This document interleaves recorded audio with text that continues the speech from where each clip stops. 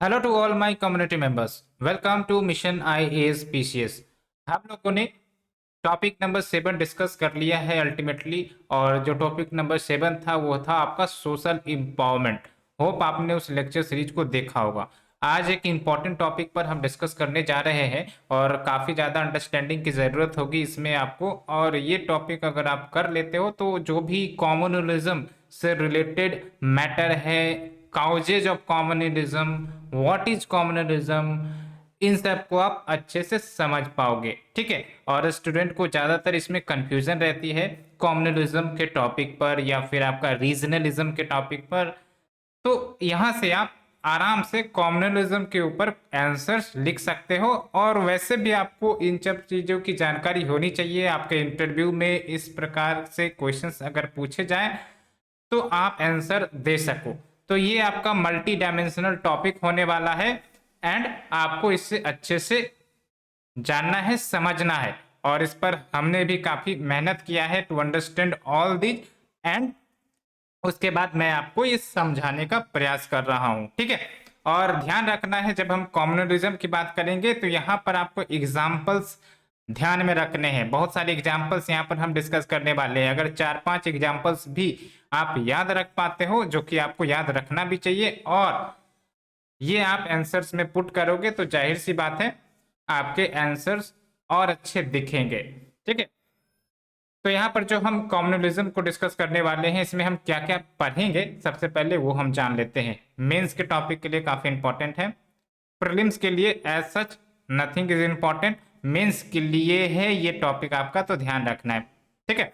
तो यहाँ पर हम टेबल ऑफ कंटेंट में देखने वाले हैं कि कंसेप्ट ऑफ कम्युनलिज्म, कम्युनलिज्म क्या होता है, किस प्रकार से कम्युनलिज्म आपका ग्रो करता है। ठीक है। कम्युनलिज्म की फीलिंग कब आने लगती है, इस प्रकार से हम स्टडी करने वाले हैं यहाँ पर।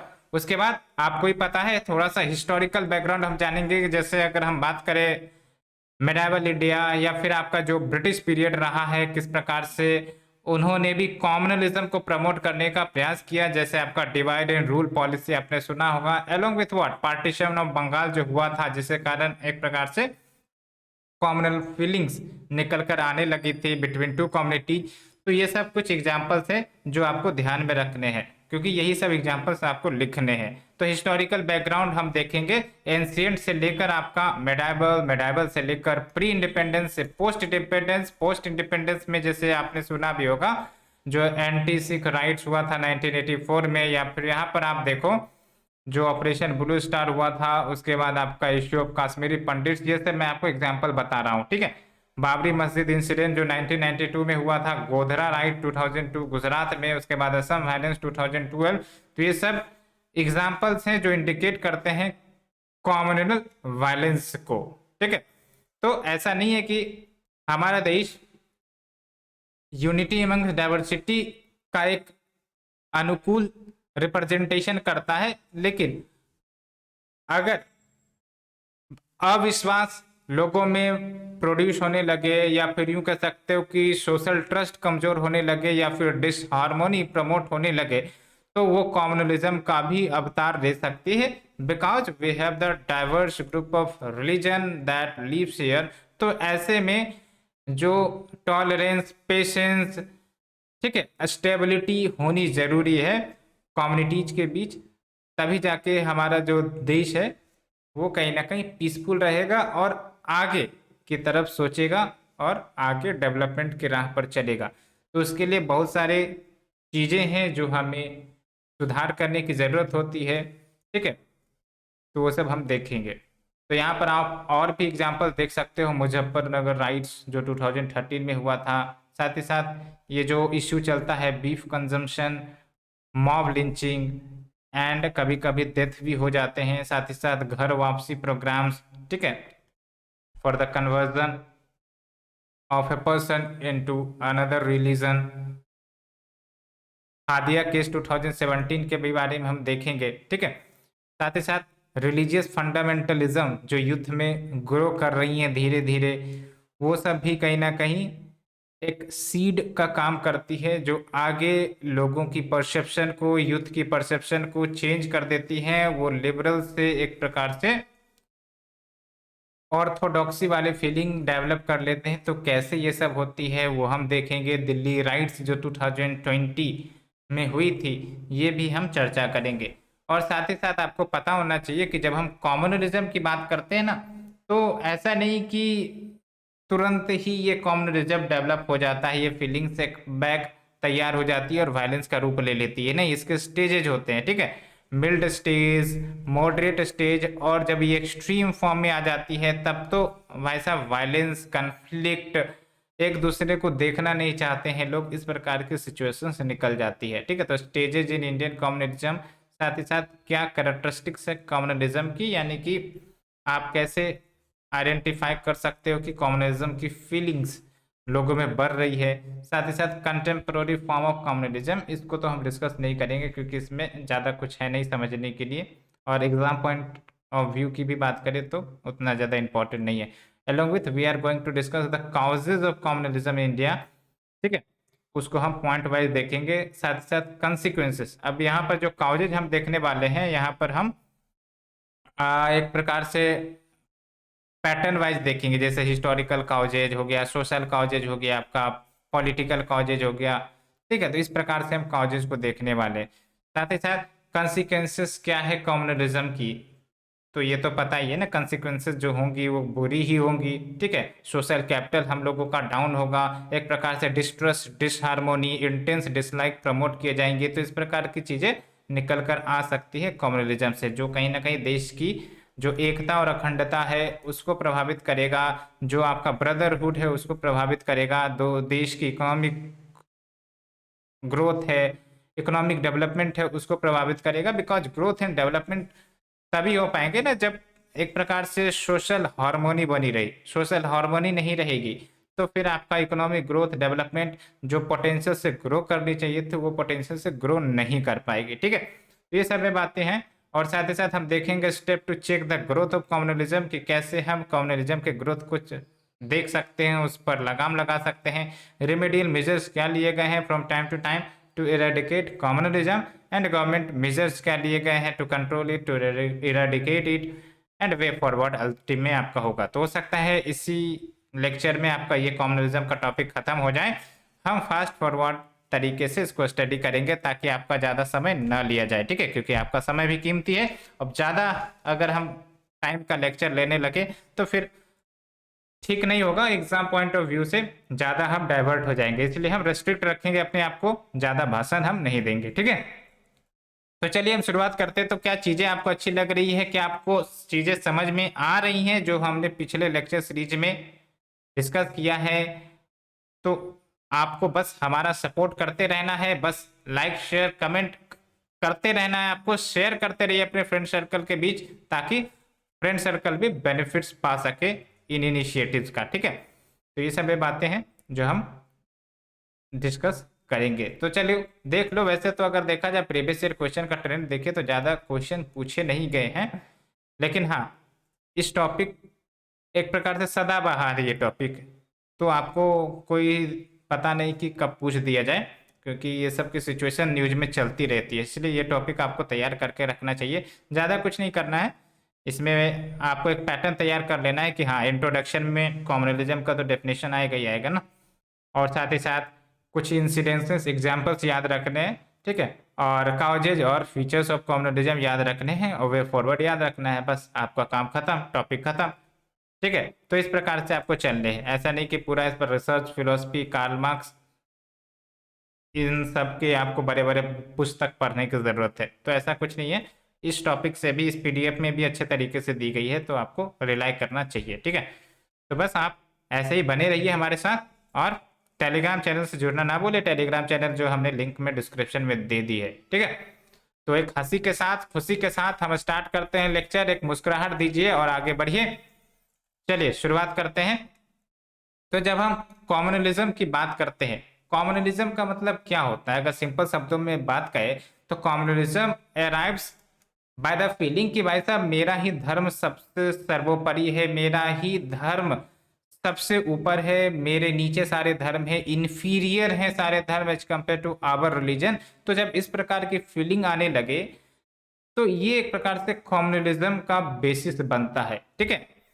तो एक प्रकार से अगर हम प्रॉपर डेफिनेशन की बात करें, ठीक है, तो जो फीलिंग ऑफ हेटर्ड प्रैक्टिस किए जाते हैं by the members of one community against the people of other community and religion, तो उसको हम कम्युनलिज्म कहेंगे।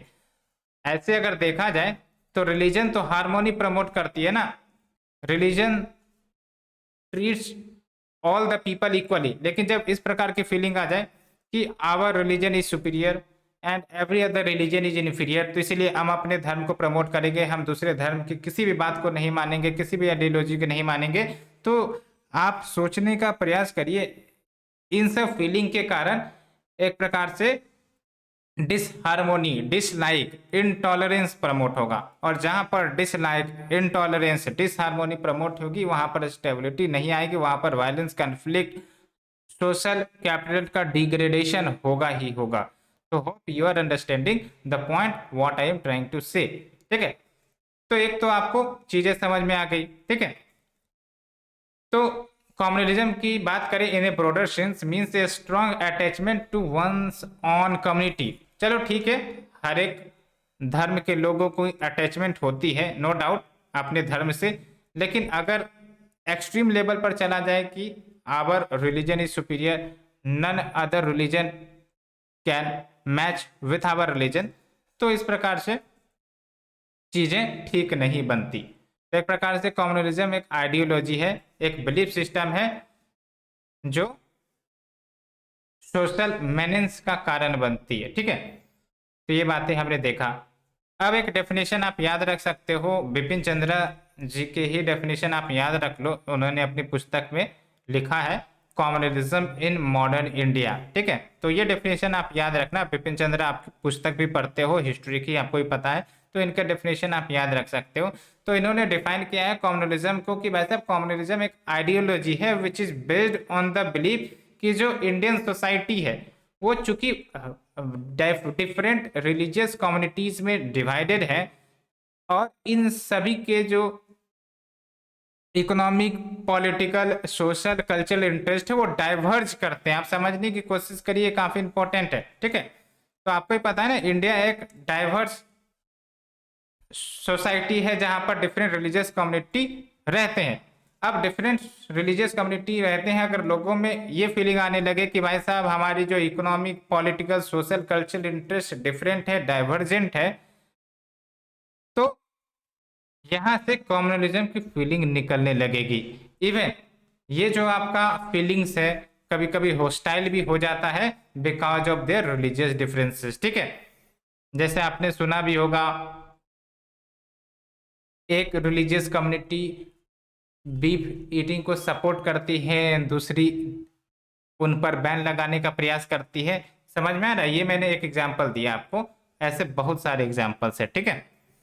ये बातें हो गई। तो एक डेफिनेशन आप याद रखना है बिपिन चंद्रा का, तो यहां से आपका काम चल जाएगा। अब देखो, एलिमेंट ऑफ कम्युनलिज्म की बात करें तो जो आपके कम्युनलिज्म है ना वो एक्सट्रीम फॉर्म में एक बैग नहीं आती है, यानी कि ऐसा नहीं कि वैसा कम्युनलिज्म जो है एक्सट्रीम फॉर्म में तुरंत आ गई without any moderation, without any previous perception of the feelings. तो कहने का मतलब ये है कि पहले फीलिंग डेवलप होती है, बिलीफ सिस्टम डेवलप होती है, उसके बाद ये जो फीलिंग्स है वो थोड़ा सा और ज़्यादा विकराल रूप लेती है, तो वो मॉडरेट स्टेज में आती है, और जब और ज़्यादा एक्सट्रीम हो जाती है जहाँ पर आपका हॉस्टिलिटी, वायलेंस, ये सब भी देखने को मिल जाता है, तो वो एक्सट्रीम स्टेज में चली जाती है। तो ये ध्यान रखना है, इसको आपको लिखना भी है, ठीक है। तो मिल्ड स्टेज में क्या होता है, तो मिल्ड स्टेज में बेसिकली जो पीपल है that belongs to the one religion, उनके कॉमन सेकुलर इंटरेस्ट होते हैं। When we talk about common secular interest, यानी कि इनके common political, social, culture interest होते हैं। इसीलिए हो सकता है कि ये जो कम्युनिटी है वो किसी एक पॉलिटिकल लीडर को वोट दे, ठीक है। हो सकती है दूसरी कम्युनिटी वो दूसरे पॉलिटिकल लीडर को वोट दे, तो इससे ये अपने कॉमन सेकुलर इंटरेस्ट को प्रमोट करते हैं। तो ये चीजें गलत नहीं है, मिड स्टेज में ये चीजें गलत नहीं है, क्योंकि अगर उनको अपने इंटरेस्ट प्रमोट करने तो कोई दिक्कत नहीं है, साथ ही साथ दूसरे रिलीजन को अपने इंटरेस्ट प्रमोट करने कोई दिक्कत नहीं है। लेकिन जब ये मॉडरेट या एक्सट्रीम स्टेज में जाने लगती है, ठीक है, जहां पर एक रिलीजन के लोग दूसरे रिलीजन के लोग को देखना नहीं चाहते, ठीक है, तो ऐसे में आपका कॉम्युनलिज्म की फीलिंग्स निकल कर आती है, ठीक है। ये बात हो गई। तो मिड स्टेज में हमने देखा यहाँ पर जो पीपल है of one religion have common secular interest, that is common political social and culture interest. Moderate stage में बात करें तो बेसिकली जो मॉडरेट स्टेज में क्या होता है, जैसे आपको पता है इंडिया एक मल्टी रिलीजियस सोसाइटी है, ठीक है, तो जो सेकुलर इंटरेस्ट है of the followers of one religion वो डिसिमिलर एंड डाइवर्जेंट माने जाते हैं from the interest of the followers of other region. जैसे यहाँ पर आपका दो कम्युनिटी है, ठीक है, कम्युनिटी ए कम्युनिटी बी, तो इनके जो भी आपके सेकुलर इंटरेस्ट है, चाहे वो पॉलिटिकल हो, सोशल हो, कल्चरल हो, ठीक है, और दूसरे रिलीजन के जो भी आपके सोशल, पॉलिटिकल या फिर आपका इकोनॉमिक इंटरेस्ट हो, जब ये डिसिमिलर और डाइवर्जेंट, याद रखना ये कीवर्ड काफी इंपॉर्टेंट है, डिसिमिलर और डाइवर्जेंट हो जाते हैं from the interest of the other religion, तब जाके ये मॉडरेट स्टेज में आता है, ठीक है। जैसे आपने पढ़ा होगा कि लेट्स से कि एक कम्युनिटी ईस्ट में आपका इबादत या पूजा करती है, दूसरी कम्युनिटी अगर वेस्ट में इबादत या पूजा करती है, तो ये आपका ये फीलिंग निकल कर आएगा, है ना। तो डिसिमिलर एंड डाइवर्जेंट इंटरेस्ट, तो ये आपका मॉडरेट स्टेज में हो जाएगा, ठीक है। तो जहां पर आपका डिसिमिलरिटी एंड डाइवर्जेंट इंटरेस्ट आएगी वहां पर आपको वो फीलिंग जो है कम्युनलिज्म वाली बनने लगेगी।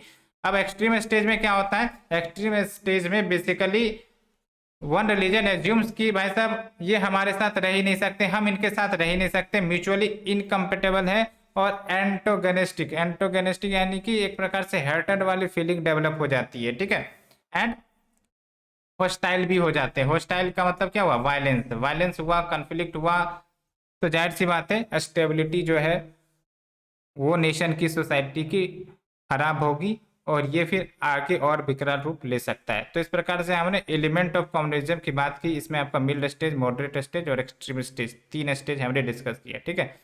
अब हिस्टोरिकल बैकग्राउंड की बात करें तो यहाँ पर हम डिस्कस करने वाले हैं तीनों फेज के बारे में, दैट इज एंशिएंट, मेडाइवल या फिर आपका जो मॉडर्न है, ठीक है।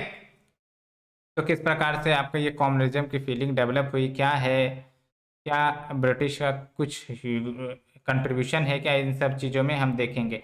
तो आपने भी सुना होगा जब हम बात करते हैं कम्युनलिज्म की, तो ये कोई आज की देन नहीं है, ठीक है, ये फीलिंग्स पहले भी थी, ठीक है, और आज भी देखने को मिलती है, और धीरे धीरे समय के साथ अपना ये पैर फैलाते चली गई, ठीक है। और साथ ही साथ कुछ पॉलिसीज भी रही, जैसे ब्रिटिश की पॉलिसी हो, ठीक है, साथ ही साथ मेडावल इंडिया में कुछ ऐसी फीलिंग्स भी डेवलप हुई होंगी जो एक अपना ग्राउंड बनाता है कम्युनलिज्म अपने आप को ग्रो करवाने में, अपने परसेप्शन को ग्रो करवाने में, ठीक है। तो उस प्रकार से हम डिस्कस करेंगे।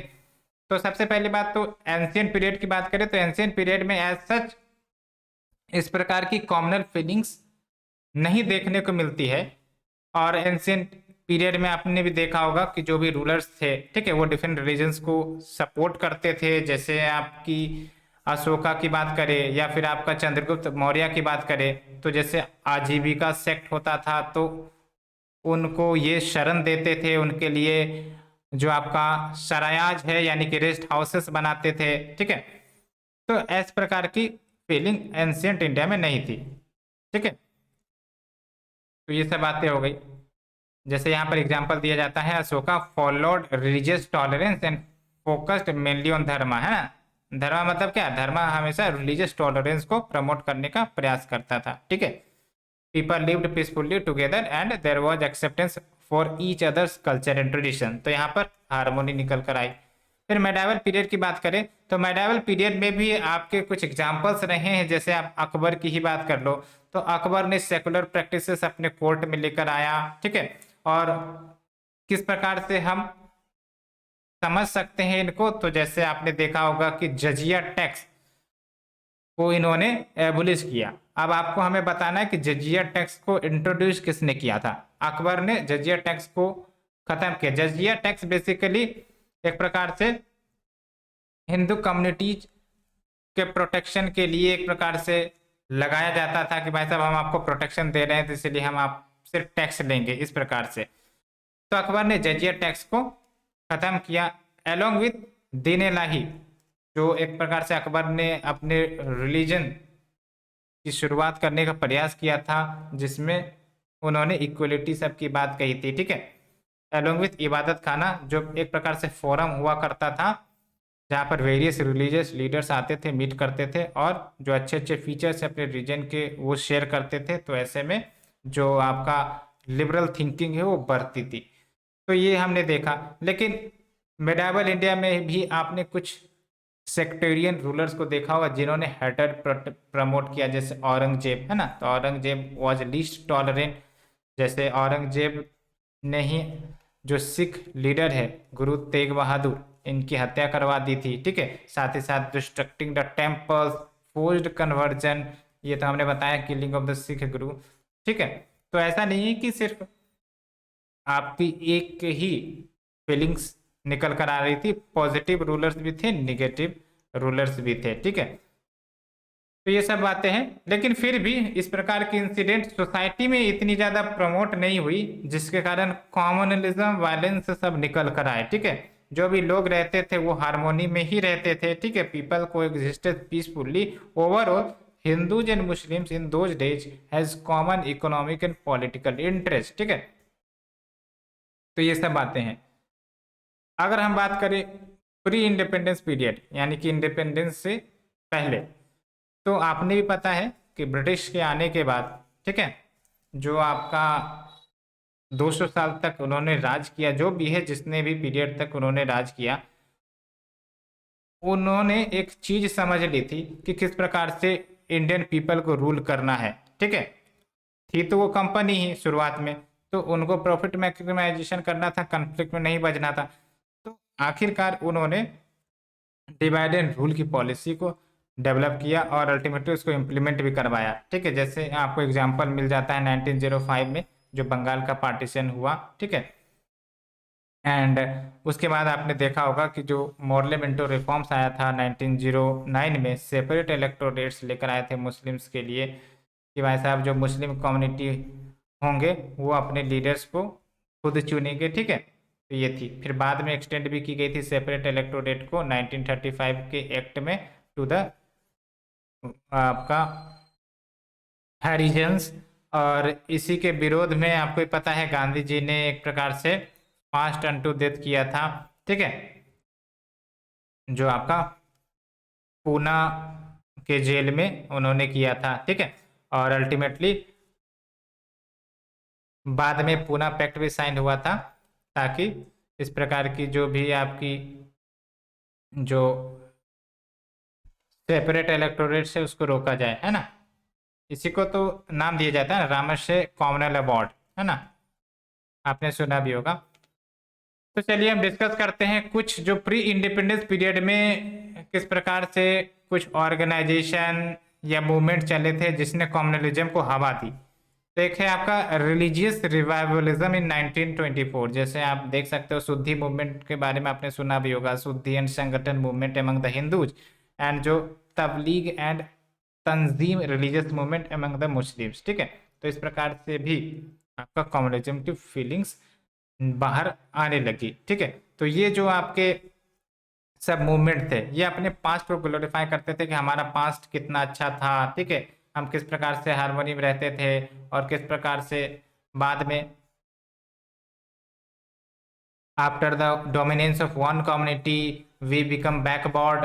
तो इस प्रकार की बातें को आगे बढ़ाकर कम्युनलिज्म अपना परसेप्शन तैयार करता था, ठीक है। तो इसके कारण आपका एक तरफ हिंदू नेशनलिज्म, एक तरफ आपका इस्लामिक नेशनलिज्म, ठीक है। और अल्टीमेटली ब्रिटिश जो है वो मौके का इंतजार करते ही रहते थे। तो ब्रिटिश यहाँ पर इस सिचुएशन का फायदा उठाए और उन्होंने अल्टीमेटली शुरू से ही डिवाइड एंड रूल पॉलिसी का नियम लगाया। और अल्टीमेटली आपने भी देखा कि ये जाके टू नेशन पर जाके रुका, है ना। आज जो है आपका पाकिस्तान और इंडिया दो अलग देश निकल कर आते हैं, ठीक है। तो ये सब बातें निकल कर आई। उसके बाद बात करें कॉमनल वायलेंस की, तो कॉमनल वायलेंस भी हमें देखने को मिले थे अगर हम बात करें प्री इंडिपेंडेंस में। जैसे आप देख लो जो पीरियड है 1923 से 1930 के बीच, यहाँ पर इंटेंस कॉमनल वायलेंस हुआ था। जो फेमस वायलेंस है वो आप देख सकते हो, मोपला रिबेलियन जो 1921 में हुई थी। ठीक है, और ये जो मोपला रिबेलियन है बेसिकली मुस्लिम कम्युनिटीज ने जो आपके जमींदारी हिंदू लैंडलॉर्ड्स थे उनके ऊपर किया था, मालाबार रीजन जो कि आपका केरला में। ठीक है, इन द नेम कि ये जो है एक्सप्लॉयटेशन करते हैं हमारा। तो ये सब बातें हैं। उसके बाद आपका और भी कॉमनल राइट्स हुआ था in the region that is your Amritsar. ठीक है, और जो मोस्ट सीरियस राइट्स जो देखने को मिले वो है आपका Saharanpur in correction with the Muharram festival. तो बस एक भी याद रखोगे तो चलेगा, मोपला रिबेलियन भी याद रख सकते हो। उसके बाद कॉमनल अवार्ड जिसकी बात हमने की भी है ना, कॉमनल अवार्ड जो है 1932 में ब्रिटिश ने बेसिकली इम्प्लीमेंट करवाया जब आपका थर्ड राउंड टेबल कॉन्फ्रेंस समाप्त हुआ। आपको पता है ना, राउंड टेबल कॉन्फ्रेंस 3 हुए थे, फर्स्ट सेकेंड थर्ड। ठीक है, तो सेकेंड में आपका कांग्रेस ने पार्टिसिपेट किया था, हालांकि कांग्रेस को वहां से कुछ हासिल नहीं हो पाया। तो और अल्टीमेटली जो आपके ब्रिटिश अथॉरिटी है बाद में उन्होंने जो सेपरेट इलेक्टोरेट है उसको जो हिंदू में वीकर सेक्शन थे उनके लिए एक्सटेंड कर दिया था, हरिजन सब के लिए। और इस प्रकार से हिंदू कम्युनिटी में भी वो डिवाइड एंड रूल पॉलिसी खेलना चाह रहे थे। ठीक है, तो उसी के लिए गांधी जी ने अनशन भी किया था और बाद में चलो पूना पैक्ट भी हुआ था, तब ये जो आपका कॉमनल अवार्ड है ना उसको डाउनग्रेड किया गया उसके प्रोविजंस को। तो ये सब बात है। ये जो कॉमनल अवार्ड है जो ब्रिटिश ने प्रदान किया, it also fuelled the communal hated among the religious community. ठीक है, और साथ ही साथ आपको पता है गवर्नमेंट ऑफ इंडिया एक्ट 1935 इसने separate representation Muslim, Sikh, Anglo Indians, Indian Christians, Europeans इन सब के बीच भी एक्सटेंड कर दिया। सेपरेट इलेक्टोरेट का मतलब क्या, लेट्स से कि आप एक पार्टिकुलर कम्युनिटी से बिलोंग करते हो तो आपको ही अधिकार है कि आप जो है अपने कैंडिडेट को चुने, दूसरे कम्युनिटी के लोग आपके कैंडिडेट को वोट नहीं कर सकते, है ना। यही था आपका सेपरेट इलेक्टोरेट। और जाहिर सी बात है कॉमनल अवार्ड को गांधी जी ने काफ़ी तीव्रता से अपोज भी किया था, उन्होंने आंसर भी किया था। ठीक है, और गांधी जी का कहना था कि ये सब जो तरीके अपनाए जा रहे हैं ब्रिटिश के द्वारा, it actually fragment the Indian society and communal harmony को डिस्टर्ब करता है। ठीक है, एंड एक अच्छा लाइन यहाँ पर दी गई है, आप देख सकते हो, it can be shared that जो कॉमनल कॉन्शियसनेस डेवलप हुई भारत में वो प्रोडक्ट है the transformation of Indian society जो हमें कॉलोनिज्म के अंतर्गत देखने को मिली। ठीक है, ये सब बातें हैं। तो ये हमने डिस्कस किया फ्रेंड्स अपने इस आर्टिकल को प्री इंडिपेंडेंस पीरियड में आपका कुछ एग्जाम्पल्स आपको याद रखने हैं। ठीक है, साथ ही साथ कॉमनल वायलेंस जो कॉमनल अवार्ड हुआ था, साथ ही साथ मोपला रिबेलियन जो हुआ था, वो सब आपको याद रखने हैं। ये सब एग्जाम्पल याद रखोगे तभी तो आप आंसर लिखोगे, एग्जाम्पल नहीं याद रखोगे तो आंसर नहीं लिख पाओगे। होप आपको जो बेसिक अंडरस्टैंडिंग है कॉमनलिज्म की वो डेवलप हो गई होगी। अब आपके लिए राह आसान है, आप अच्छे से आगे चीज़ों को समझ सकते हो। ठीक है, तो यहाँ तक आपको चीज़ें समझ में आ रही है, पसंद आ रही है चीज़ें, जल्दी से लाइक शेयर कमेंट करिए और टेलीग्राम चैनल से जुड़ना ना भूलें। ठीक है, अगर आपको प्यास लग रही है तो पानी वानी पी के फिर लेक्चर देखिए आराम से, मजे से आपको चीज़ें समझ में आने लगेगी। ठीक है, तो वैसे भी कोई आपका ये रॉकेट साइंस नहीं है जो आपको समझ में नहीं आएंगी, कहानी है, कहानी को कहानी की तरह सुनोगे, एक एक चीज़ दिमाग में आ जाएंगी, कोई बड़ी बात नहीं है। ठीक है, तो अब हम डिस्कस करते हैं कॉमनलिज्म आफ्टर पोस्ट इंडिपेंडेंस, यानी कि आज़ादी के बाद क्या कुछ कॉमनलिज्म की स्टेटस है, क्या कैसे डेवलप हुई, कैसे प्रमोट हो रही है, वो सब हम देखेंगे। ठीक है, तो आपको पता है कॉलोनिज्म ने एक प्रकार से उसका कारण क्या था, कॉलोनिज्म, ध्यान रखना है कॉमनलिज्म और कॉलोनिज्म। ठीक है, कॉलोनिज्म मतलब क्या, ब्रिटिश ने जो कॉलोनी इंडिया को बनाकर रखी थी और डिवाइड एंड रूल और न जाने किस किस पॉलिसी के माध्यम से गवर्न करते थे। तो जो कॉलोनिज्म है वो एक प्रोमिनेंट फैक्टर था कम्युनलिज्म के इमरजेंस के लिए, ठीक है, बिकॉज ऑफ द पॉलिसीज। लेकिन हमने कॉलोनियल रूल को तो ओवरथ्रो कर दिया, लेकिन कम्युनलिज्म कहीं ना कहीं खत्म नहीं हो पाई, ठीक है। प्रयास अभी भी किए जाते हैं किस प्रकार के फीलिंग डेवलप ना हो, लेकिन अभी भी कहीं ना कहीं कम्युनलिज्म किसी न किसी रूप में निकल कर आ ही जाती है, ठीक है। तो एक प्रकार से आप समझने की कोशिश करिए, जब इंडिया आज़ाद हुआ था तो इंडिया को बहुत सारे चैलेंजेस फेस करने पड़ रहे थे, क्योंकि इंडिया का डेवलपमेंट करना था, है ना। इंडिया की इकोनॉमी खस्ता थी, साथ ही साथ जो इंडिया की एग्रीकल्चर फूड सिक्योरिटी क्राइसिस सब थी, है ना। तो एक प्रकार से ये सब तो चीज़ें चली रही थी, साथ ही साथ एक प्रकार से ये भी देखना था किस प्रकार से हमें कम्युनिटी को कॉमनल हार्मोनी में बना कर रखना है, क्योंकि अगर उस समय कॉमनल हार्मोनी डिस्टर्ब हो जाती तो आप सोचिए कि सारे किए कराए पर पानी फिर जाता है कि नहीं है।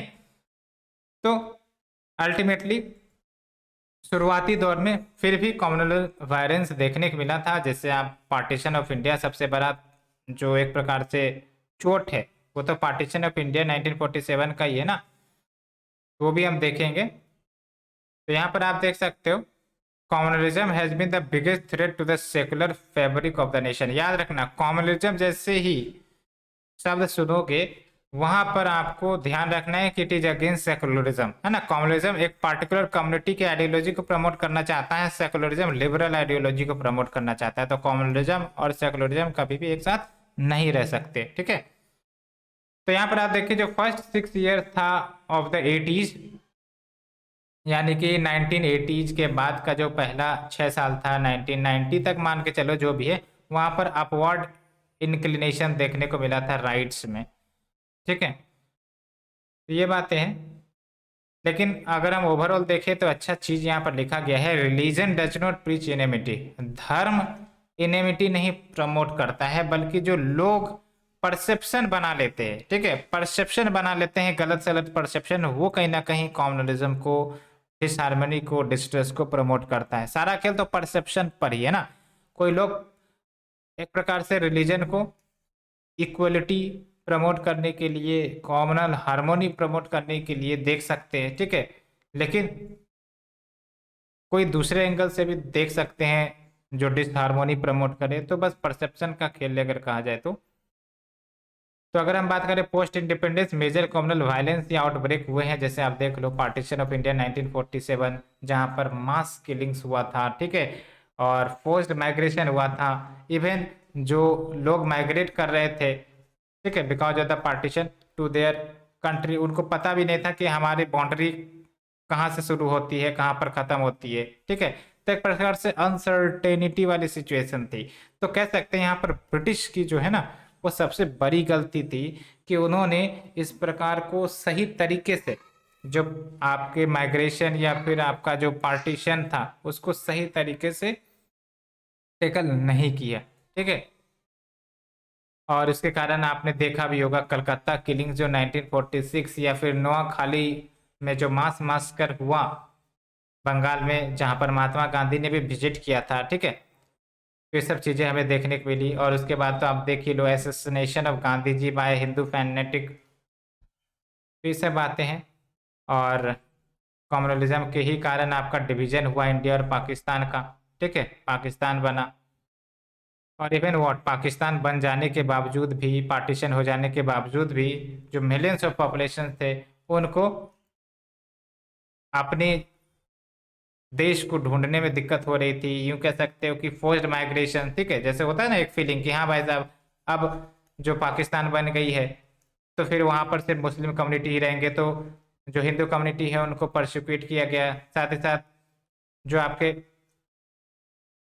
इंडिया में उनके एक्सट्रीमिस्ट ऑर्गेनाइजेशन के द्वारा पाकिस्तान फोर्सफुल्ली भिजवाने का प्रयास किया जाने लगा, समझ में आया।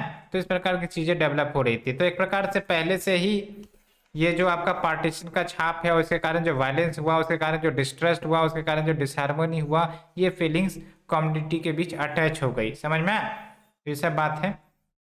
और बाद में refugee crisis as well as their rehabilitation issues, वो सब एक बिगेस्ट चैलेंजेस भी बना इंडिपेंडेंट इंडिया के लिए, है ना। तो एक तरफ देश आज़ाद हो रहा था और दूसरी तरफ देश वायलेंस के इश्यू में फंसा हुआ था। आप समझो कि कितना बड़ा चैलेंज इंडिया फेस कर रहा था डेट टाइम, क्योंकि एक चैलेंज उस समय नहीं थी। एक तो पार्टीशन का जो चैलेंज था वो तो था ही था, साथ ही साथ बाउंड्री अच्छे से डिमार्केट नहीं की गई थी, साथ ही साथ यूँ कह सकते हो कि पीपल माइग्रेट कर रहे हैं, तो उनको रिहेबिलिटेट करना, उनको हाउस प्रोवाइड करना, ठीक है, ये सब इश्यू चल रही थी। साथ ही साथ इकोनॉमिक डेवलपमेंट, फूड सिक्योरिटी, ये सब भी इश्यूज निकल कर आए थे। तो बहुत बड़ी चैलेंज उस समय थी और उसको हैंडल करना एक बड़ा रिस्पॉन्सिबिलिटी था देशीय गवर्नमेंट के लिए, ठीक है।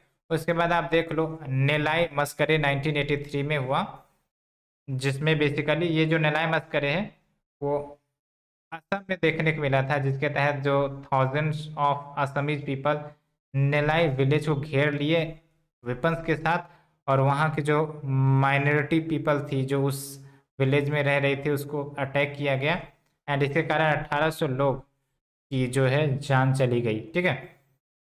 तो ये मैस्करे क्यों हुआ था, है ना।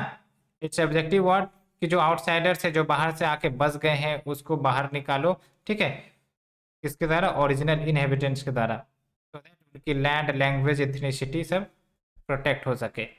साथ ही साथ आपने देखा भी होगा एंटी सिख राइट जो 1984 में हुई थी because of the एसोसिनेशन of the प्रधानमंत्री जो समय की थी इंदिरा गांधी, ठीक है। उनके जो खुद के सिख बॉडीगार्ड थे उन्होंने उन पर अटैक कर दिया था, ठीक है। उसके बाद एंटी सिख राइट 1984 निकल कर आया, जो एक प्रकार से काफ़ी बड़ा दाग है भारत की इतिहास का।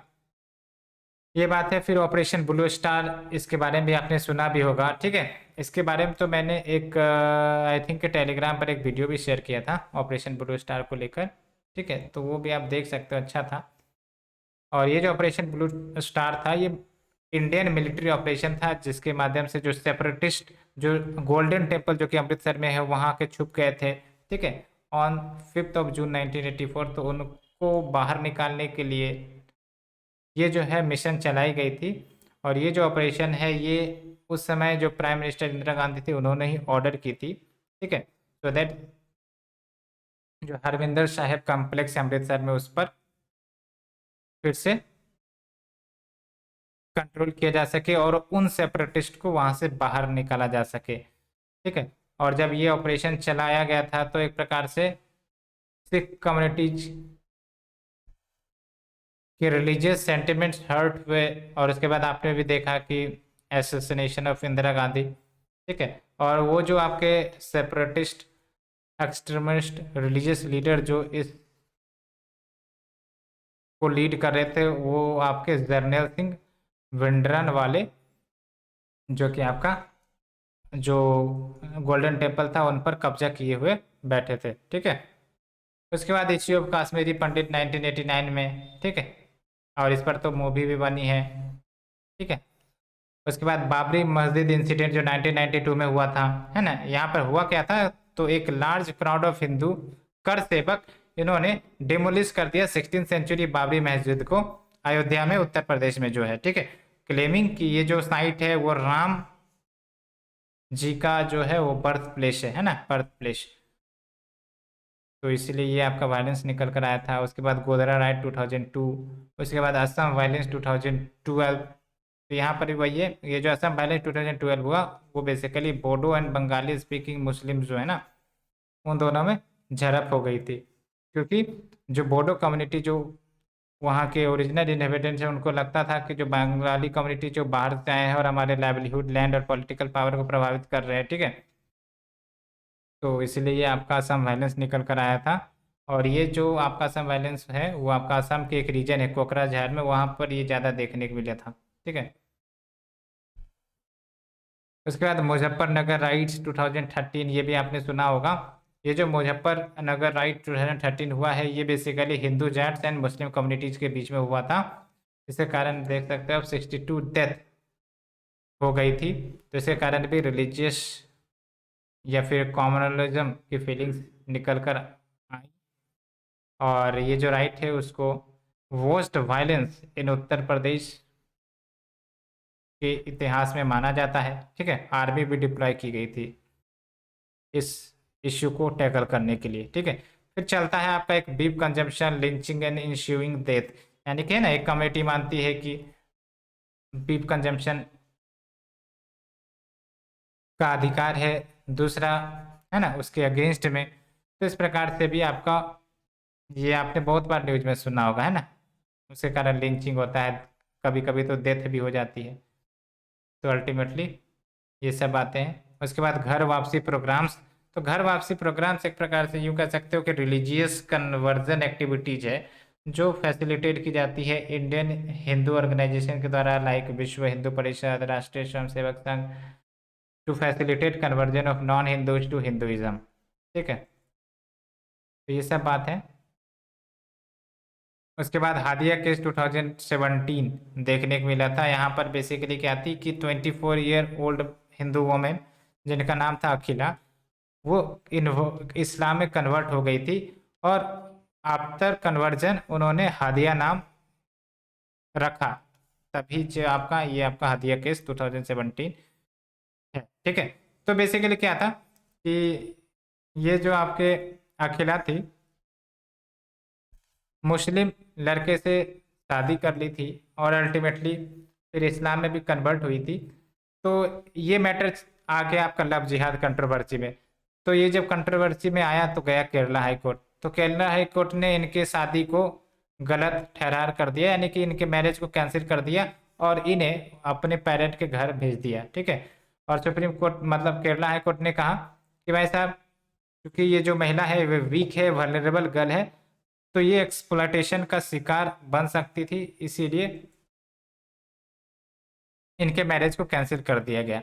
लेकिन फिर सुप्रीम कोर्ट ने उनके फ्रीडम को प्रोटेक्ट किया और उन्होंने कहा कि उनको अधिकार है टू चूज हर religion and freedom of movement, इसलिए ये फिर मैटर शांत हुई। ठीक है, तो ये आपने देखा, साथ ही साथ religious fundamentalism among the youth जो निकल कर आ रही है। ठीक है, ये काफी बड़ा चैलेंज है, बिकॉज यूथ जो है ना काफी ज्यादा एनर्जेटिक होता है, इनकी एनर्जी को सही दिशा में डायरेक्ट करना काफी जरूरी होता है। अगर इनमें फंडामेंटलिज्म ऑर्थोडॉक्सी की फीलिंग्स आने लगेगी तो एक प्रकार से ये सोशल डिसहार्मोनी काफी तेजी से बढ़ेगी। यूं कह सकते हो कि बाहर के दुश्मनों की जरूरत नहीं पड़ेगी, समझ में आया? तो ये सब बातें इसीलिए आपने एग्जाम्पल भी देखा गया होगा, ongoing threat of radicalization among the Kashmiri youth. ठीक है, तो ये सब बातें, साथ ही साथ बहुत सारे आप न्यूज़ सुनते रहते होंगे कि बहुत सारे जो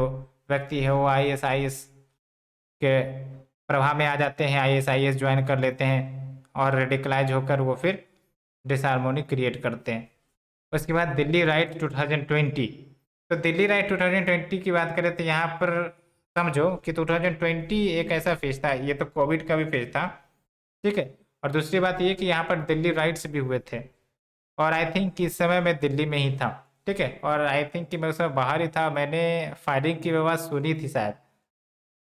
तो जो दिल्ली है इसने first major riot since 1984, because सबसे खतरनाक घातक राइट तो 1984 में हुआ था। ठीक है, उसके बाद जो 2020 में हुआ है वो एक प्रकार से काफ़ी ज़्यादा खतरनाक राइट देखने को मिला between Hindu and Muslim community and property destruction, और लोगों को भी जाने गई, देख सकते हो आप।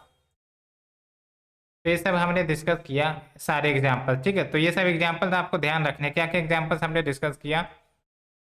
पार्टीशन ऑफ इंडिया 1947, ये याद रखना है।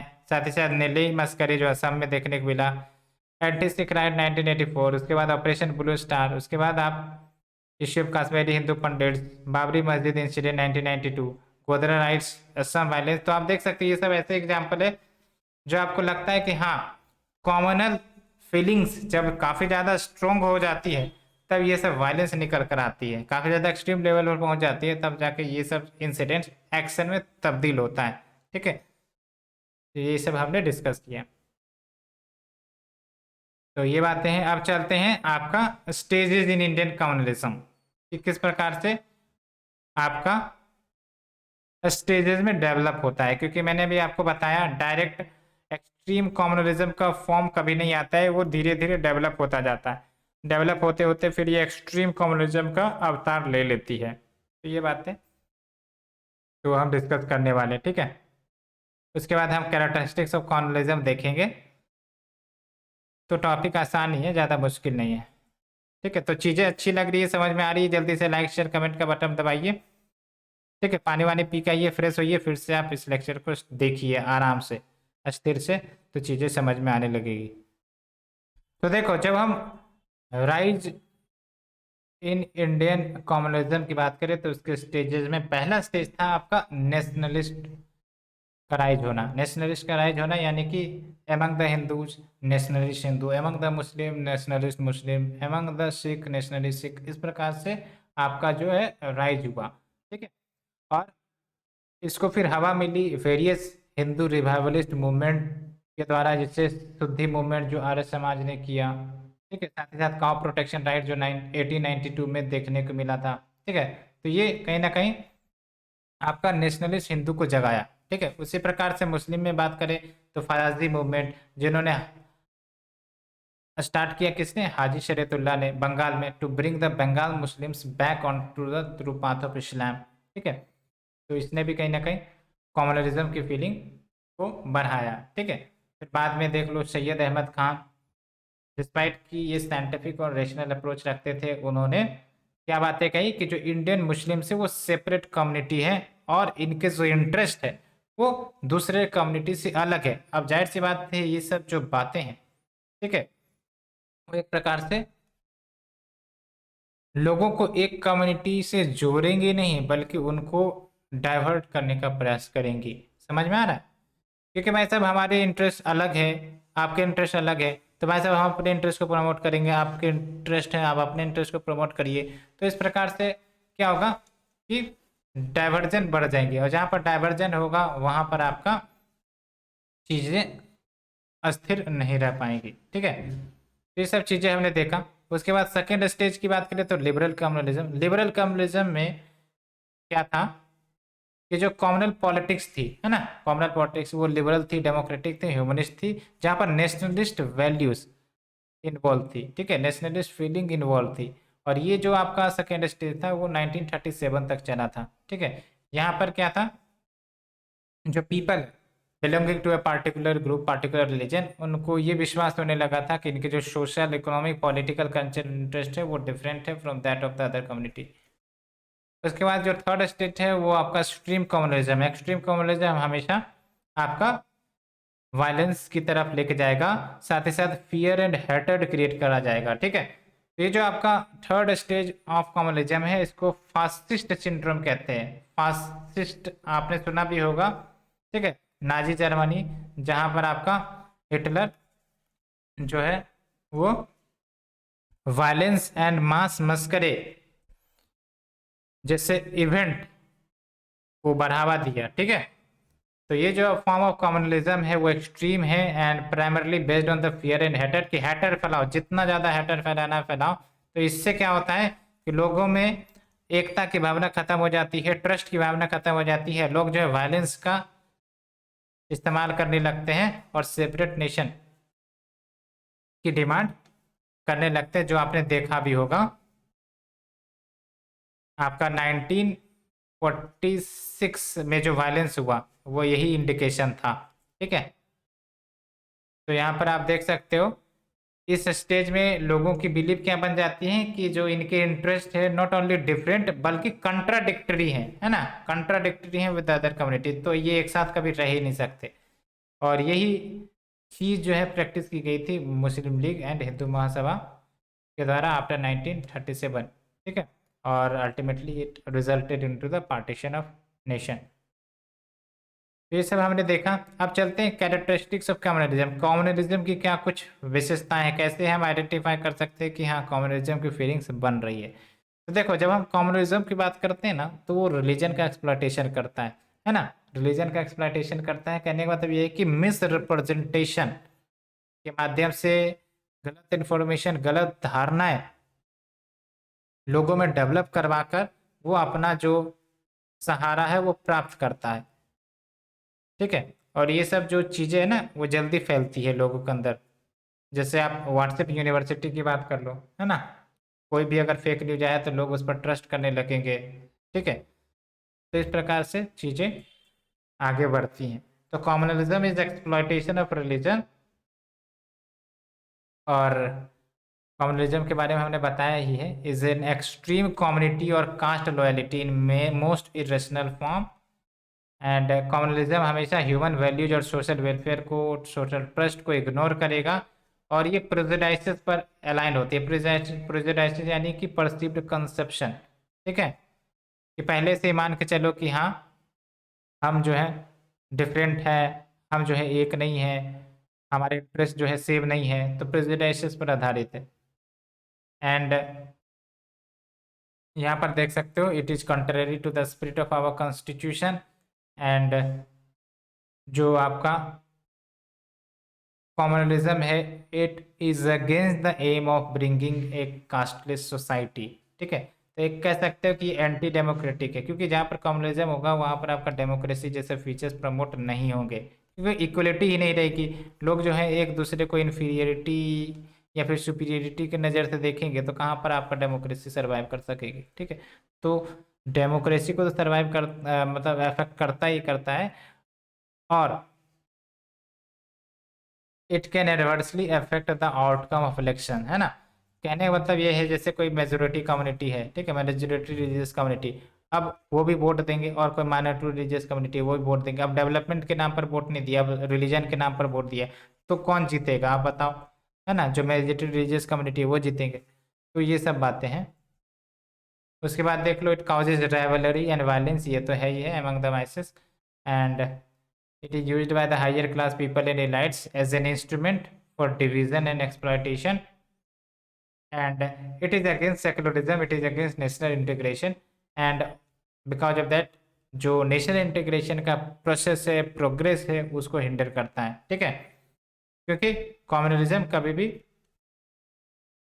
सिमिलरिटी की बात नहीं करता है कि हाँ हमारे में ये सब मान्यताएं हैं, है ना। वो हमेशा डिसिमिलरिटी को आइडेंटिफाई करने का प्रयास करता है। तो ये सब बातें हैं, तो हमने यहाँ तक देखा। उसके बाद आप देख लो कंटेम्प्रोरी फॉर्म ऑफ कम्युनलिज्म या टाइप्स ऑफ कम्युनलिज्म, इसको नहीं पढ़ना है, मैंने देखा प्रीवियस ईयर एनालाइज करके, वो आप अगर ऑप्शनल रखते हो तब ठीक है, लेकिन वैसे आपको जीएस में पढ़ने की ज़रूरत नहीं है। अब बात करते हैं कॉजेज क्या है कम्युनलिज्म की। तो जब भी कॉजेज लिखोगे ना, इसका एक आपको डायग्राम बना देना है और ऐसे लिखना है कि हाँ हिस्टोरिकल कॉजेज है, पॉलिटिकल कॉजेज है, ठीक है, इकोनॉमिक कॉजेज है, सोशल कॉजेज है, रोल ऑफ मीडिया, मीडिया का तो बहुत बड़ा रोल है।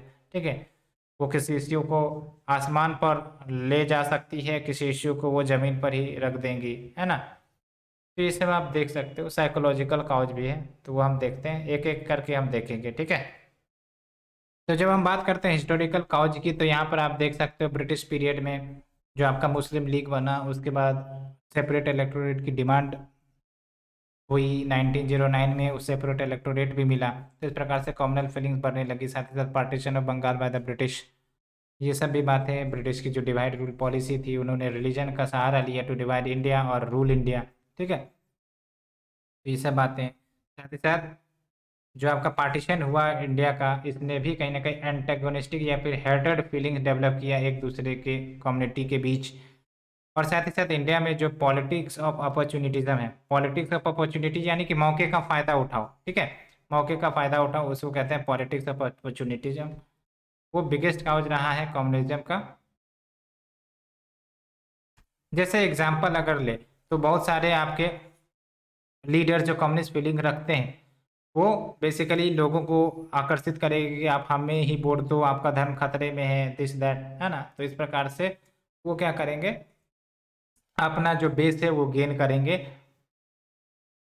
तो ये बातें निकल कर आती है। ठीक है, पॉलिटिक्स ऑफ अपॉर्चुनिटी। उसके बाद पॉलिटिकल कॉज में आप देख लो कॉमनल लीडर्स का राइज होना, जैसे जिन्ना की बात कर लो। ठीक है, ISIS ऑर्गेनाइजेशन सबको देख लो। Along with formation of political parties and organisation, जो रिलीजन के आधार पर है, तो वो अपने रिलीजन के आइडियोलॉजी को एक्सट्रीम लेवल पर अगर प्रमोट करती है, तो वो भी एक कारण बन सकती है। साथ ही साथ ऑर्थोडॉक्सी, ऑर्थोडॉक्सी यानी कि एक प्रकार से extreme belief in their own religion, ठीक है, एंड ऑब्सक्यूरेनिटिज्म, साथ ही साथ political interest and communal behaviour to capture the political power, ये सब भी है। यानी कि यूँ कह सकते हो कि वोट पाने के लिए एक प्रकार से कॉमनल हेटर फैला दो, है ना, या फिर आपकी फेक न्यूज फैला दो, तो ये सब कुछ है। उसके बाद इकोनॉमिक काउजेज में पुअर इकोनॉमिक कंडीशन, देखो poor economic condition, economic disparity अगर होती है तो इसके कारण क्या होता है कि लोग सही थिंकिंग नहीं कर पाएंगे, है ना, उन वो जो है छोटी छोटी चीज़ों से ज़्यादा प्रभावित हो जाएंगे। अगर कोई घटना घटी तो उसको डायरेक्ट रिलीजन से जोड़ देंगे, ठीक है।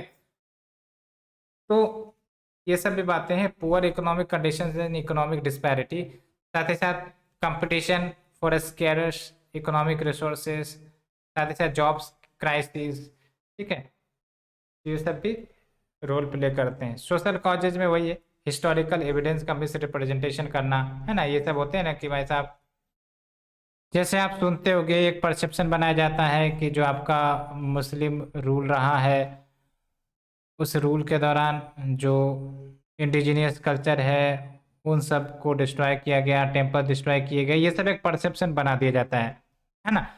जबकि परसेप्शन एक तरफा होता है ना, परसेप्शन में आपका मल्टीपल चीज भी आ जाती है। तो वो सब बातें हैं।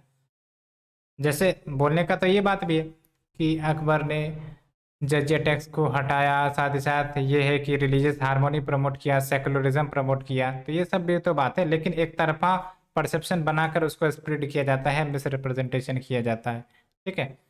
उसके बाद साइकोलॉजिकल कॉजेज, यानी कि यूँ कह सकते हो कि लोगों की मानसिक स्थिति को प्रभावित करना, ठीक है। साथ ही साथ मीडिया जो आपका बुरे बुरे खबर का प्रचार प्रसार करते रहती हैं, जो बैड न्यूज है उसको खूब ज़्यादा प्रमोट करती है, तो इस सब से भी आपका लोगों का जो परसेप्शन है कम्युनिज्म का वो मजबूत होते चला जाता है, ठीक है। फिर देख लो sexual offences have been a major cause for communal conflict.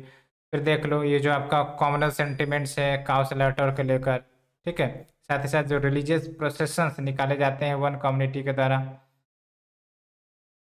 ठीक है, तो कभी कभी यहाँ पर भी राइट्स हो जाती है। कभी कभी तो मैं ये भी देखता हूँ कि जो गाने बजाए जाते हैं, है ना, वो इतने ज़्यादा एक प्रकार से एक्सट्रीम फॉर्म में होते हैं कि लोगों के बीच, दूसरे कम्युनिटी के बीच जो है वो फियर हेटेड की फीलिंग्स जनरेट कर दे। साथ ही साथ रोल ऑफ मीडिया, देखो मीडिया जो है ना इसका एक बहुत बड़ा रोल रहता है, खासकर आजकल जो व्हाट्सएप यूनिवर्सिटी आ गई है जिसके कारण फेक न्यूज़ सब फैलाई जाती हैं, ठीक है, तो इसके कारण जो है तुरंत इंफॉर्मेशन स्प्रेड हो जाती है, तुरंत लोगों को प्रभावित भी करती है।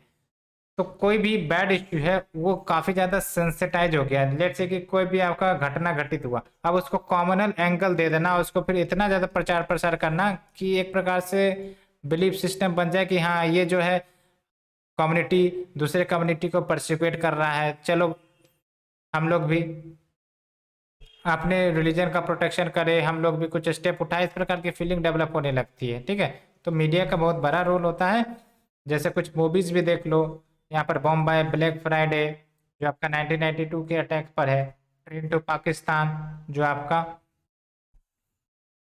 ये सब है कुछ मूवीज जो एक प्रकार से एग्जिस्टिंग फीलिंग है उसको और ज़्यादा स्ट्रॉन्ग बना सकती है, ठीक है। फिर देख लो आपका हवाएं जो आपका सिख राइट 1984 में हुआ था उस पर आधारित है, माचिस अबाउट पंजाब टेररिज्म। फिर साइकोलॉजिकल काउज, इसके तहत लोगों के माइंड से खेला जाता है, ठीक है, उनके परसेप्शन को चेंज कर दिया जाता है, रेडिकलाइज कर दिया जाता है, ताकि उनके अंदर कॉम्युनलिज्म जैसे फीलिंग आने लगे, ठीक है। जैसे बोला जाएगा आपका धर्म खतरे में है, ठीक है, अपने धर्म के प्रति खड़ा हो, प्रोटेक्शन करो, इस प्रकार से आपका काफ़ी ज़्यादा गहरा असर डालता है माइंड में। और इसके कारण फिर आपका वायलेंट इंसिडेंट जैसे देखने को मिलते हैं, आपका राइट्स जैसे इंसिडेंट देखने को मिलते हैं, ठीक है, मॉब लिंचिंग जैसे इंसिडेंट देखने को मिलते हैं, ये सब बातें हैं। तो अगर हम बात करें कॉन्सिक्वेंसेस ऑफ कम्युनलिज्म की कि आखिरकार क्या प्रभाव होता है, तो इसको आप समझ सकते हो आसानी से। सबसे पहली बात तो इकोनॉमिक प्रोग्रेस को ये हिंडर करता है, ठीक है, क्योंकि ये साइंटिफिक टेम्पर जो व्यक्ति की है, इनोवेशन करने की कैपेबिलिटी है, उन सबको प्रभावित करता है। क्योंकि जहाँ पर आपका वायलेंस, पॉलिटिकल इंस्टेबिलिटी और कम्युनलिज्म जैसी फीलिंग होगी, वहाँ पर आपका इकोनॉमिक प्रोग्रेस और इकोनॉमिक पोटेंशियल दोनों में काफ़ी ज़्यादा अंतर रहेगा। इकोनॉमिक पोटेंशियल तो काफ़ी ज़्यादा है लेट्स से किसी देश की, लेकिन अगर वहाँ पर आपका कम्युनल वायलेंस या फिर रेडिकलिज्म जैसी फीलिंग होगी, तो वो जो युवा है, वो वर्किंग फोर्स से वो कंट्रीब्यूट नहीं कर सकेंगे इकोनॉमिक प्रोग्रेस में, ठीक है। तो ये सब बातें इसलिए कहा जाता है कि अगर इकोनॉमिक प्रोग्रेस करनी है तो पहली बात तो ये कि सोशल स्टेबिलिटी रहनी चाहिए। उसके बाद इस सोशल प्रोग्रेस और नेशनल यूनिटी के प्रोग्रेस को हिंडर करता है, ठीक है। Along with it is against the democracy, ठीक है, जबकि डेमोक्रेसी इक्वलिटी प्रमोट करता है, कॉमनलिज्म इनइक्वलिटी हेटेड प्रमोट करता है, ठीक है। अब कॉमनलिज्म के कारण जो आपका इलेक्शन आउटकम है वो भी प्रभावित हो सकता है। कोई कम्युनिस्ट विचारधारा वाला है ना, मतलब यूं कह सकते हो कॉमनलिस्ट विचारधारा वाला कोई व्यक्ति अगर लीडर बन जाए, है ना, तो आप समझो कि उस प्रकार की वो पॉलिसी लेकर आएगा जिससे हेटर से प्रमोट हो, ये बात है। तो जो कॉमनलिज्म है it is fundamentally oppose to the democratic principles. साथ ही साथ जो आपकी एनर्जी है, रिसोर्सेस है, वो अनप्रोडक्टिव एक्टिविटीज की तरफ ज़्यादा डाइवर्ट होगी rather देन प्रोडक्टिव एक्टिविटी। साथ ही साथ हैटेड फैलाया जाएगा among the different religious section, जो social capital, social trust, social harmony को, सोशल फैब्रिक ऑफ हमारा सोसाइटी को डिमोटिवेट करेगा, डिसरप्ट करेगा। साथ ही साथ वायलेंस बढ़ेगा पार्टिकुलर कम्युनिटी के खिलाफ, ठीक है। और जो नेशन है वो नॉन इंक्लूसिव होंगे, बिकॉज हो सकता है माइनॉरिटी सेक्शन जो है वो प्रोटेक्टेड ना हो, उनके इंटरेस्ट पर केयर ना किया जा रहा हो, वो कॉमनल इफेक्ट ज़्यादा फेस कर रहे हों, ठीक है। साथ ही साथ मास किलिंग ऑफ पुअर, तो कहा जाता है कि सबसे बड़ा सफर तो पुअरर ही होते हैं, जो अपने घर द्वार सब खो देते हैं इस प्रकार के कॉमनल राइट्स या वायलेंस में, ठीक है। और वैसे भी ये ह्यूमन राइट्स को वायलेट करता है। तो ये सब बातें हैं, हमने डिस्कस किया कॉन्सिक्वेंसेस ऑफ कम्युनलिज्म के बारे में। अब बात करते हैं steps to check the growth of communalism. क्या स्टेप्स लिए जाने चाहिए to check the growth of communalism? तो political step, economic step, social cultural effect देखने को मिलेगा हमें। तो पॉलिटिकल में वही है कि जो पॉलिटिकल कम्युनलिज्म है वो अवॉइड किया जाना चाहिए, जो सुप्रीम कोर्ट ने भी बोला है। पॉलिटिकल कम्युनलिज्म यानी कि धर्म जाति के नाम पर आप जो है लोगों को प्रभावित न करो वोट आकर्षित करने के लिए, ठीक है। नहीं तो इससे लोगों के अंदर जो फीलिंग्स है हेटेड वाली, वो धीरे धीरे ग्रो करने लग जाती है, ठीक है। साथ ही साथ आइडेंटिफाई करो, मैप करो जो आपका राइट प्रोन एरियाज है, यानी कि जहाँ पर राइट के इंसिडेंट फ्रीक्वेंट होते हैं, और वहाँ पर आप अच्छे से नजर रखो, ड्रोन का इस्तेमाल कर सकते हो। साथ ही साथ जो media, movies, other cultural platforms है वो काफ़ी ज़्यादा इन्फ्लुएंशियल होते हैं in promoting peace and harmony. तो वैसे मूवी, मीडिया सब प्रमोट करो जो कल्चरल हारमोनी, एकता सबको प्रमोट करे। और सोशल मीडिया को तो मॉनिटर करना चाहिए, नहीं तो आपको ही पता है ना, फेक न्यूज, फेक रूमर्स इतने ज़्यादा स्प्रेड होते हैं, कुछ कहने का नहीं। और खासकर जो व्हाट्सएप यूनिवर्सिटी है ना, जो नॉन रिकॉग्नाइज यूनिवर्सिटी है पूरे वर्ल्ड में, जिसके कारण बहुत सारे फेक न्यूज रिलीज होते हैं, ठीक है। ये सब बात हो गई। साथ ही साथ इकोनॉमिक फैक्टर्स में देख लो आप, पॉवर्टी एलिवेशन करिए, अनएम्प्लॉयमेंट की समस्या खत्म करिए। बिकॉज जब लोग जॉब होगी, लोगों के पास अच्छे इनकम आ रहे होंगे, तो लोग जो है इस प्रकार के इंसिडेंट में पार्टिसिपेट नहीं करेंगे, इन सब बातों पर ध्यान नहीं देंगे, है ना। लोगों के पास काम नहीं है तो बैठ के क्या करेंगे? अगर कोई न्यूज आए इस प्रकार की, तो इन्हीं सब पर तो विचार डेवलप होगी ना। लोग अगर काम में इंगेज है, लोग अगर प्रोडक्टिव वर्क में इंगेज है, तो जाहिर सी बात है इस प्रकार की जो आपके परसेप्शन है ज़्यादा प्रभाव नहीं कर सकेगा। साथ ही साथ आपका इलिटरेसी, पॉवर्टी, ये सब भी जो है इसको दूर किया जाए। Along with educational and economic backwardness जो माइनॉरिटीज़ की हैं, जैसे मुस्लिम्स, है ना, इलिटरेसी काफ़ी ज़्यादा है मुस्लिम कम्युनिटीज़ में, ठीक है। साथ ही साथ एजुकेशनल बैकवर्डनेस, इकोनॉमिक बैकवर्डनेस भी काफ़ी ज़्यादा है, तो ये सब दूर किया जाए, उनके सोशियो इकोनॉमिक स्टेटस को अपलिफ्ट किया जाए, ठीक है। साथ ही साथ सोशल में देख लो आप, रिलीजियस लीडर्स जो है या फिर जो रिलीजियस प्रीचर्स है वो भी प्रमोट करें rational and practical things via religion, है ना, और पीस एंड सिक्योरिटी को प्रमोट करे। नहीं तो क्या होता है ना, रिलीजियस लीडर्स इनके फॉलोवर्स काफ़ी ज़्यादा होते हैं, ये एक बात जो कहेंगे लोग उनको मानने के लिए एक प्रकार से तैयार होते हैं, इसलिए इन सबको भी रेशनल एंड प्रैक्टिकल थिंग्स को प्रीच करना चाहिए जो आपका कॉमनल हार्मोनी को प्रमोट करे, पीस एंड सिक्योरिटी को प्रमोट करे। ठीक है, साथ ही साथ चिल्ड्रेन को टाउट करवाना चाहिए स्कूल्स में, टेक्स्ट बुक्स में, कि वो ब्रदरहुड एंड रिस्पेक्ट करे सारे रिलीजन का। अवेयरनेस क्रिएट किया जाए सोसाइटी में about the ill effect of communalism. Cultural की बात करें तो जो आपका वेल डेवलप्ड सोसाइटी है वो कल्चरली उनको भी डेवलप होना चाहिए। ठीक है, तो ये सब बात है। और सोशल मीडिया को मॉनिटर करो for violent and repulsive content, जिसके कारण आपका फेक न्यूज स्प्रेड होती है। अब बात करते हैं रिमीडियल मेजर्स क्या है, तो क्या किए जाने चाहिए। तो वही बात है, सेकुलरिज्म की फीलिंग्स को प्रमोट करो। नहीं, जो भी सेकुलरिज्म के फीलिंग्स प्रमोट करने के तरीके हैं, चाहे वो पॉलिटिकल हो, आपका इकोनॉमिकल हो, सोशल हो, उन सब तरीकों को अपनाइए, है ना। पॉलिटिकल जस्टिस करिए, है ना, टू द माइनॉरिटी कम्युनिटी या फिर लिंग्विस्टिक या फिर कल्चरल ग्रुप्स। साथ ही साथ हेल्दी पब्लिक ओपिनियन होना चाहिए, यानी कि जो पब्लिक का ओपिनियन हो एक प्रकार से रैशनल हो, है ना, क्रिएटिव थिंकिंग वाला हो, ऐसा ना हो कि ऑर्थोडॉक्स थिंकिंग लेके बैठे हुए, तो ऐसे में वो जो है अपने आप को चेंज नहीं कर सकते। तो जो इंटरनल थॉट प्रोसेस है लोगों की, उसमें बदलाव करने की ज़रूरत है ताकि लोग जो है वो रैशनल थिंकिंग कर सके।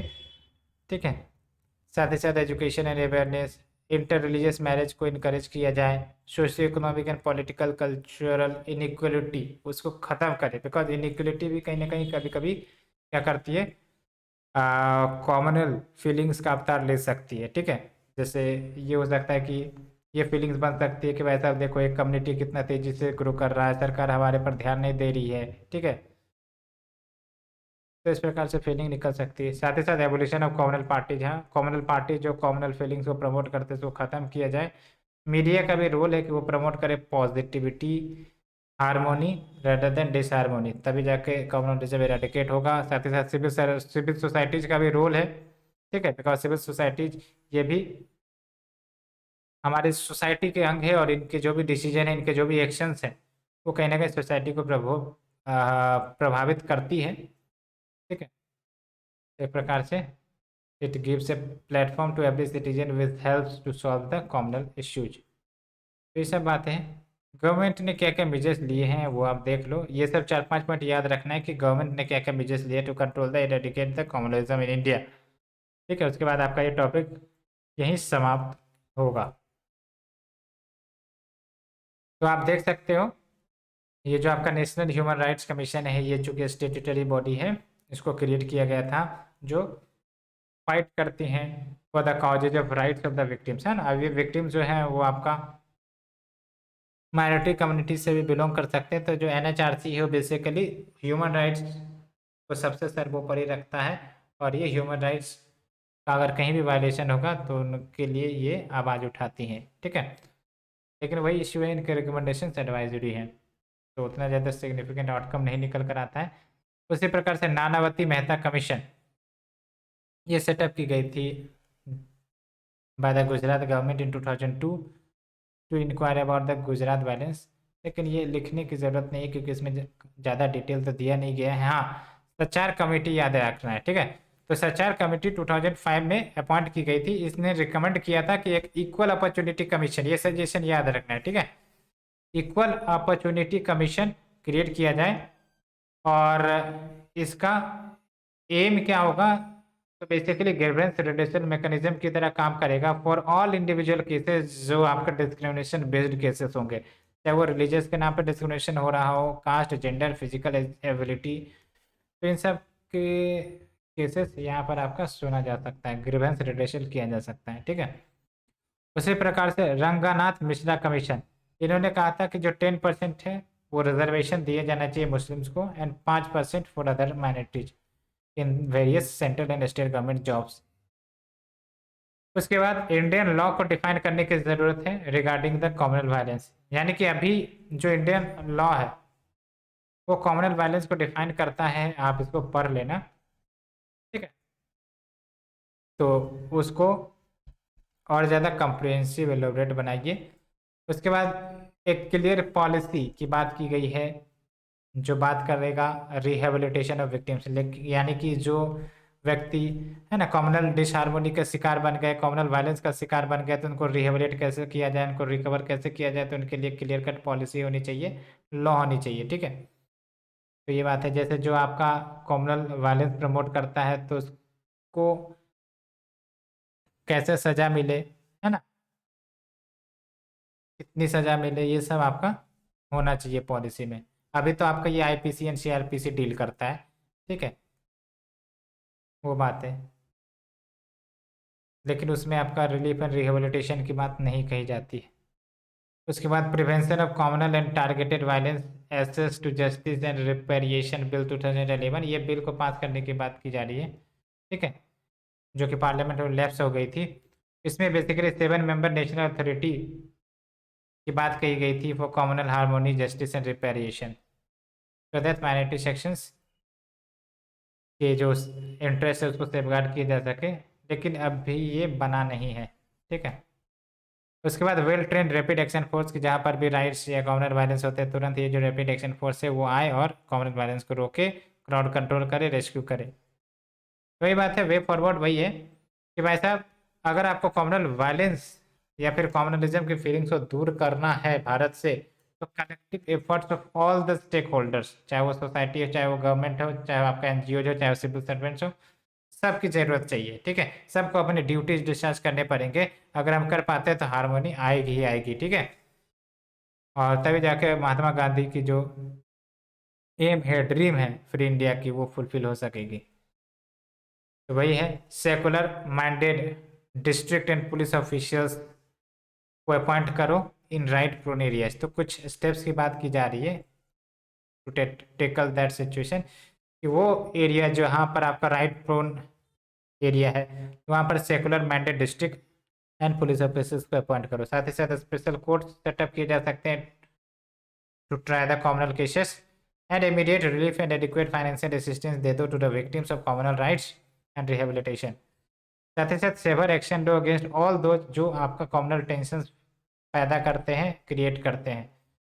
साथ ही साथ स्टडीज एंड रिसर्च कंडक्ट करो on the questions of avoidance of discrimination against the minorities and welfare measures तो लिए ही जाने चाहिए by the union and state governments. ये आपका टॉपिक खत्म होता है फ्रेंड्स, होप यू अंडरस्टूड। मैंने आपको फास्ट फॉरवर्ड तरीके से इसलिए पढ़ाया क्योंकि ज़्यादा टाइम मैं लेना भी नहीं चाहता, और ज़्यादा टाइम देने से कोई आपका ज़्यादा बेनिफिट होगा नहीं, इसलिए टू द पॉइंट आपको स्टडी करना है। कीवर्ड्स आपको बस ध्यान में रखने, सुनते रहना एक दो बार, आपको चीज़ें आसानी से समझ में आ जाएगी। होप यू अंडरस्टूड, ठीक है। उसके बाद हम नेक्स्ट लेक्चर सीरीज रीजनलिज्म के बारे में जानेंगे। रीजनलिज्म भी एक प्रकार से लॉजिकल टॉपिक है और यहाँ से क्वेश्चन बनते हैं, ठीक है। देख सकते हो 2016 फिर 2018 2020, यानी कि 2 साल में एक क्वेश्चन आ ही जाता है, ठीक है। तो हम बेसिक से शुरुआत करेंगे नेक्स्ट लेक्चर सीरीज में और फिर ये आपका टॉपिक ख़त्म करेंगे। उसके बाद आपका सेकुलरिज्म आएगा। आई थिंक कि आपका 8-9 लेक्चर और चलेंगे और 8-9 लेक्चर चलने के बाद ये आपका जो सोसाइटी का टॉपिक है ख़त्म हो जाएगा। उसके बाद हम दूसरा लेक्चर सीरीज दूसरे टॉपिक पर स्टार्ट करेंगे, ठीक है। तब तक के लिए धन्यवाद फ्रेंड्स। अगर आपको लेक्चर सीरीज सब अच्छी लग रही है तो आप शेयर करते रहिए अपने फ्रेंड सर्कल में, ठीक है, ताकि हमें भी मोटिवेशन मिलते रहे और हम भी आगे इसी प्रकार से आपकी मदद करते रहे। Thank you very much.